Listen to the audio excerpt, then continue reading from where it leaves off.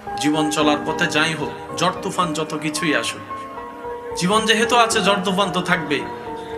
চুপ হয়ে সরে যান, নীরব হয়ে বসে যান, অপেক্ষা করুন রবের পক্ষ থেকে ফয়সালা আসার জন্য। সবকিছু নিজে করতে যাওয়া ঠিক নয়, কারণ আমরা বেশিরভাগ মানুষ, আপনারা আমার সাথে একমত হবেন, আমরা খাজনার চাইতে বাজনাটা একটু বেশি করি। যা করতে যাই বরাবর করতে না পারলেও বিগড়াই আসি ঠিকই। তো সেজন্য রবের পক্ষ থেকে ফয়সালার জন্য অপেক্ষা করবেন, অধৈর্য হবেন না।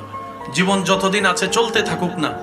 রব যতদিন হায়াত রেখেছেন, পৃথিবীর কেউ চাইলেও কি আপনাকে পৃথিবী থেকে পাঠিয়ে দিতে পারবে? জোরে বলেন, পারবে? আর আপনার যদি হায়াত শেষ হয়ে যায়, পৃথিবীর সব মানুষটা মিলে কি আপনাকে ধরে রাখতে পারবে? বাস ফয়সালা শেষ তো। যতক্ষণ রব্বুল আলামিন চায় থাকবো। করোনার মতো কঠিন ভয়াবহতা এই জিনিসটা বারবার প্রমাণ করে দিয়েছে। অনেকের মুখে মুখে হয়েছে, বেডরুমের মানুষ যেখানে কেউ যেতে পারে না, সেই মানুষ মারা গেল করোনায়, আর রাস্তায় খেটে খাওয়া মানুষ এখনো বেঁচে আছে। সেজন্য প্রিয় ভাইয়েরা, অস্থির হওয়ার দরকার নাই। যা হওয়ার হবে দেখা যাবে। অতীত নিয়ে ভাবনা নয়, অতীত নিয়ে চলবে তওবা।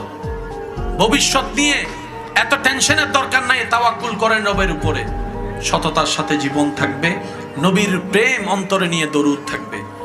আওয়াজ দিয়ে বলুন, কঠিন জীবন সহজ যিনি করে দিবেন তিনি কে?